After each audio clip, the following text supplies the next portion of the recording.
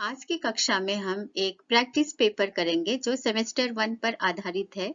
इसके पूर्व प्रत्येक पाठ पर आधारित बहुविकल्पीय प्रश्नों का अध्ययन हम कर चुके हैं।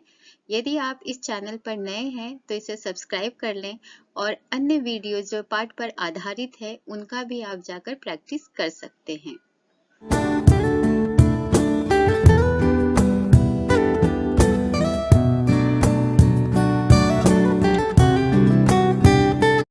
इस प्रैक्टिस पेपर के माध्यम से आपके सेमेस्टर 1 के सारे पोर्शंस कवर कर दिए हैं मैंने, और एक एक आपका परीक्षा से पूर्व एक मूल्यांकन भी हो जाएगा।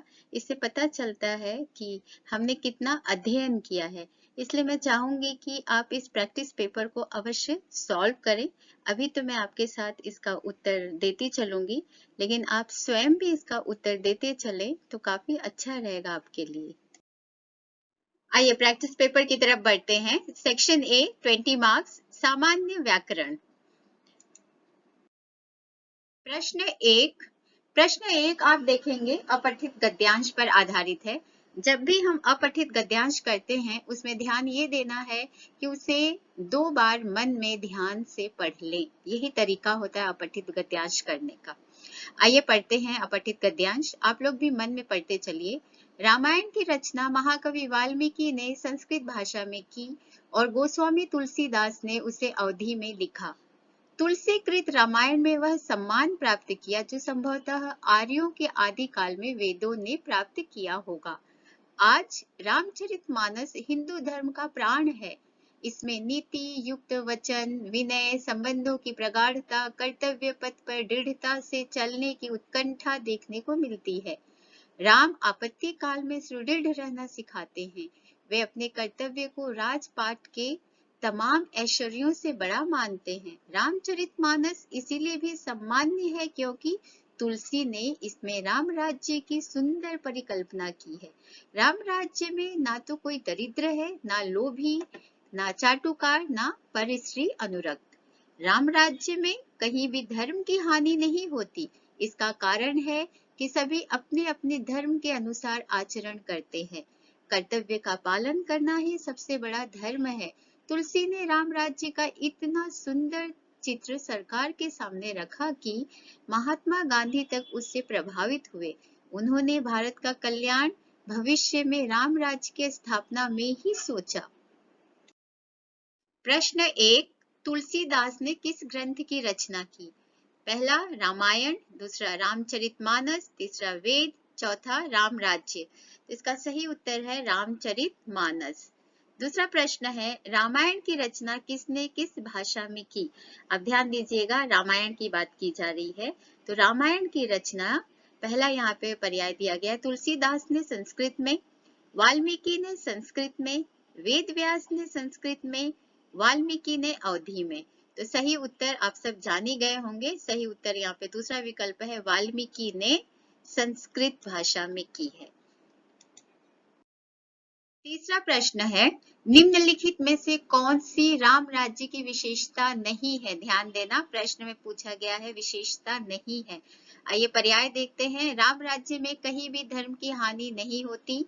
राम राज्य में सभी अपने धर्म का पालन करते हैं। राम राज्य में न कोई दरिद्र है न लोभी। राम राज्य में सभी पढ़े लिखे और विद्वान हैं। तो सही उत्तर आएगा हमारा चौथा ऑप्शन। अगर हम गद्यांश देखते हैं तो वहां पर ये देखने को हमें नहीं मिलता है, तो गद्यांश के अनुसार यही सही उत्तर हमारा होगा। अगला प्रश्न है आधुनिक युग में भारत में राम राज्य की स्थापना का सपना किसका था? पहला है तिलक, दूसरा है गोखले, तीसरा है नेहरू, चौथा है महात्मा गांधी। तो हम अंत में गद्यांश के अंत में देखते हैं कि राम राज्य की स्थापना का सपना जो देखता है उनका नाम है महात्मा गांधी। अगला प्रश्न है सबसे बड़ा धर्म क्या है? ऑप्शन है कर्तव्य का पालन करना, कर्तव्य का निर्वाह न करना, तीसरा है शिक्षा प्राप्त करना, चौथा है किसी की परवाह न करना। तो सही उत्तर है कर्तव्य का पालन करना। सबसे बड़ा धर्म यही होता है कि हम अपने कर्तव्य का पालन करें, और गद्यांश के अनुसार भी यही सही उत्तर है। अगला प्रश्न है राम क्या सिखाते हैं? आपत्ति काल में सुदृढ़ रहना, दूसरा है आनंदित रहना, तीसरा है अपनी संपत्ति की रक्षा करना, चौथा है अपने राज्य का परित्याग करना। तो गद्यांश के अनुसार हम अगर सही उत्तर पर जाएंगे तो वो है आपत्ति काल में सुदृढ़ रहना, कितनी भी मुसीबत आ जाए वहां पे दृढ़ता बनाए रखना। अगला प्रश्न, राम राज्य में कहीं भी डैश की हानि नहीं होती, सही शब्द भरें।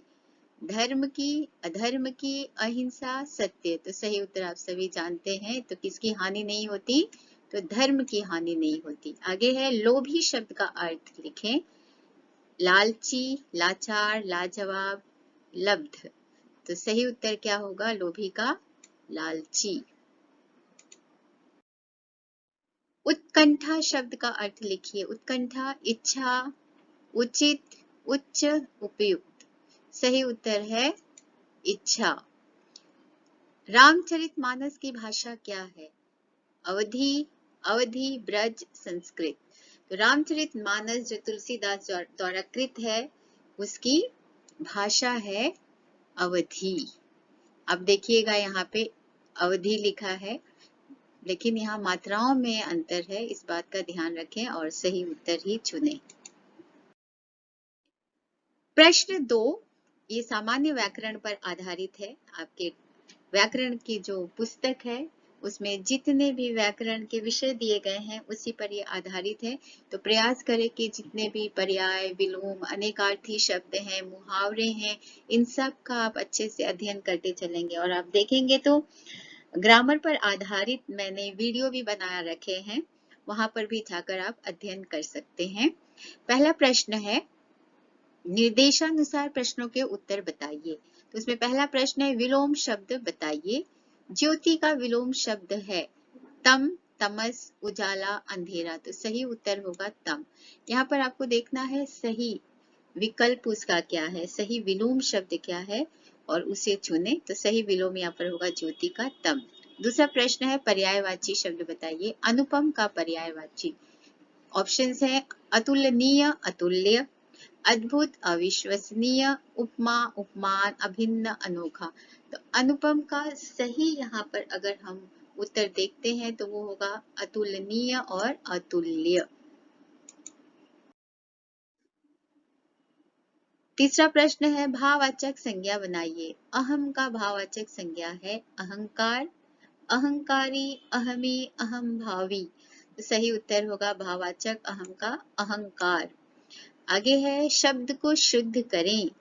कवित्री शब्द का शुद्ध रूप है। अब देखेंगे ये जो कवित्री शब्द है इसमें बहुत ज्यादा गलतियां होती हैं, तो इसका जो सही रूप है उसे ध्यान से पढ़ें। यहाँ पे ऑप्शंस दिए गए हैं कवित्री, कवित्री, कवित्री, कवित्री। तो सही उत्तर तो इसमें एक ही है और वो पहला ही है, वो है कवित्री। प्रश्न 5, विशेषण शब्द बनाइए। पर्वत के लिए विशेषण शब्द है पर्वतीय, पर्वतीय, पर्वतीय, पर्वतवान। तो सही उत्तर सही पर्वतीय। छठवां प्रश्न, उचित मुहावरे का प्रयोग कीजिए। परिश्रम से सफलता प्राप्त होती है न कि। अब यहाँ पे आपको सही मुहावरा लिखना है। तो आप मुहावरे से संबंधित जो प्रश्न है इस प्रकार के आ सकते हैं कि आपको उचित मुहावरा भरना होगा या फिर आपको वहां पर मुहावरे का अर्थ पूछा जा सकता है। तो इस तरह से आप दोनों ही तरह से आप तैयारी करते चलिए। तो यहाँ पे सही उत्तर क्या होगा? हवाई किले बनाने से नहीं। तो पहला ही उत्तर हमारा है, यहाँ पे पहला ही ऑप्शन जो है वही सही होगा, हवाई किले बनाने से नहीं। बाकी के यहाँ पे क्या है देख लेते हैं। आकाश पाताल एक करने से, मुट्ठी गर्म करने से, हथियार डाल देने से। तो सही उत्तर हमारा यही होगा, हवाई किले बनाने से नहीं, यानी बेबुनियादी बातें करने से नहीं। प्रश्न 7 है यहाँ पर, निर्देशानुसार वाक्य शुद्ध करके लिखें। उसमें वाक्य है उसने पाठ पढ़ा, संदिग्ध भूतकाल में बदलिए। इस वाक्य को हमें संदिग्ध भूतकाल में, संदिग्ध शब्द का अर्थ होता है संदेह, भूतकाल यानी बीता हुआ समय। आइए ऑप्शंस देखते हैं। वह पाठ पढ़ रही होगी, उसने पाठ पढ़ा होगा, शायद उसने पाठ पढ़ा होगा, वह पाठ पढ़ेगी। तो सही ऑप्शन क्या होगा? सही होगा यहाँ पर दूसरा, उसने पाठ पढ़ा होगा। क्यों? क्योंकि यहाँ पर आप देखोगे भूतकाल की क्रिया है पढ़ा और होगा जब हम लगा देते हैं वहां पे संदेह उत्पन्न हो जाता है, तो भूतकाल की क्रिया प्लस होगा जब हमने लगा दिया वो बन गया संदिग्ध भूतकाल। 8वां प्रश्न, अनेक शब्द के लिए एक शब्द बताइए। जंगल की आग के लिए एक शब्द है जंगली आग, दावानल, दावानल, अग्निकांड। तो सही उत्तर होगा दावानल। यहाँ पे आप ध्यान दीजिएगा, एक समान दिख रहे हैं, एक तो है दावानल, दूसरा है दावनल, तो सही उत्तर होता है दावानल। प्रश्न 9, वाक्य के भेद पहचानिए। परिश्रमी छात्र सबको अच्छे लगते हैं। वाक्य का प्रकार हमें बताना है, मिश्रित वाक्य, संयुक्त वाक्य, सरल वाक्य, कठिन वाक्य। तो वाक्य को एक बार फिर से देखते हैं, परिश्रमी छात्र सबको अच्छे लगते हैं। तो सही ऑप्शन जो है यहाँ पर वो है सरल वाक्य। क्यों होगा? क्योंकि सरल वाक्य में एक मुख्य क्रिया होती है और यहाँ पर हम देखते हैं कि हमें एक मुख्य क्रिया दिखाई देती है, इसीलिए यह सरल वाक्य का भेद कहलाएगा। 10वां प्रश्न है, तद्भव रूप बताइए। उल्लुक का तद्भव शब्द है उलक, मूर्ख, रात्रित, उल्लू। तो सही उत्तर होगा यहाँ पर उल्लू। सेक्शन बी 20 मार्क्स, साहित्य सागर शॉर्ट स्टोरीज। प्रश्न 3, पहला प्रश्न है इसमें, सेठानी ने ठोकर किससे खाई थी? ऑप्शंस देखते हैं, लोहे के कुंदे से, पत्थर से, दहलीज से, दीवार से। तो सही उत्तर है लोहे के कुंदे से। दूसरा प्रश्न है, सेठ ने अपना महायज्ञ क्यों नहीं बेचा? ऑप्शंस, उन्हें उचित भाव नहीं मिल रहा था, बी, भूखे को अन्न देना सभी का कर्तव्य है, उसमें यज्ञ जैसी बात नहीं, सी, उन्हें लग रहा था इसे बेचकर पाप के अधिकारी न बन जाए, डी, उनकी पत्नी ने जितने पैसे कहे थे उतने नहीं मिल रहे थे। तो सही उत्तर है यहाँ पर, उन्हें क्या लगा कि भूखे को अन्न देना तो सभी का कर्तव्य है, इसमें यज्ञ जैसी क्या बात। तो सही ऑप्शन होगा यहाँ पर बी। तीसरा प्रश्न, सेठ कुंदनपुर किस समय पहुंचे? ए, रात्रि में, बी, दोपहर में, सी, दिया जले, डी, गोधूली के समय। तो सही उत्तर है यहाँ पर दिया जले, यानी शाम के समय पहुंचते हैं। सुबह सुबह वो निकलते हैं और शाम होते होते वे कुंदनपुर पहुंच जाते हैं। चौथा प्रश्न, यह मिठाई 5 रुपए की है, वक्ता कौन है? ऑप्शंस, रसीला, रमजान, दासी, जज साहब, बाबू जगत सिंह। तो ये वाक्य हम देखते हैं कि दो व्यक्ति बोलते हैं, लेकिन यहाँ पर हमें चिन्ह पर ध्यान देना है। आप देखोगे यहाँ पे विस्मय आदि का चिन्ह दिया गया है, यानी आश्चर्य के रूप में यह वाक्य बोला गया। तो आश्चर्य कौन प्रकट करता है मिठाई देखकर? बाबू जगत सिंह। तो सही उत्तर होगा बाबू जगत सिंह।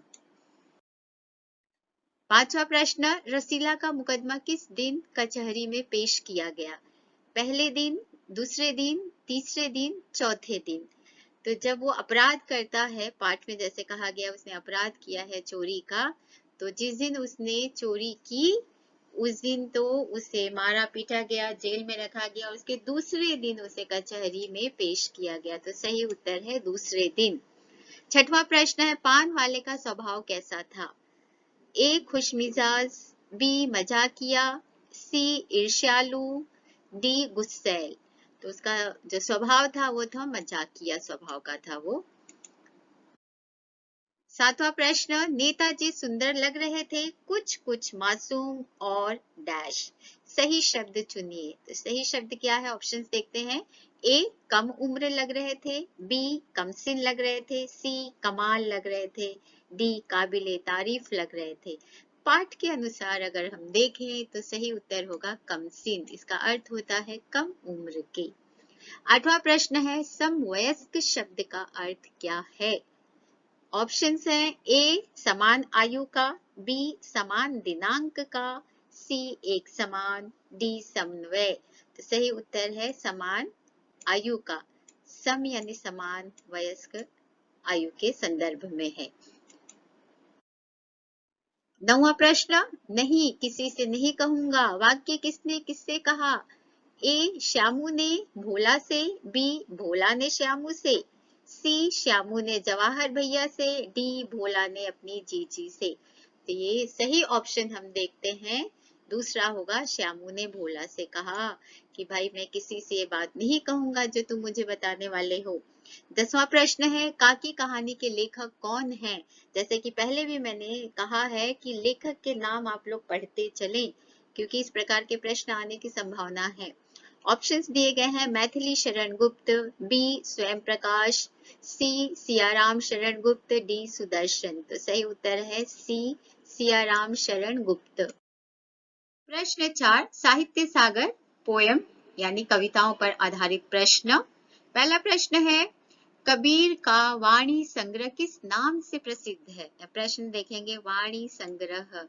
जैसे कि पहले भी बताया जा चुका है, कबीरदास जी पढ़े लिखे नहीं थे, तो उन्होंने जितने भी दोहे कहे हैं, बोले हैं, उसका संग्रह उनके शिष्यों ने किया है, न कि उन्होंने स्वयं लिखा है, इसलिए इसे वाणी संग्रह कहा जाता है। ऑप्शन है साखी, बीजक, साहित्य लाहिरी, पदावली। तो सही उत्तर यहाँ पे होगा बीजक।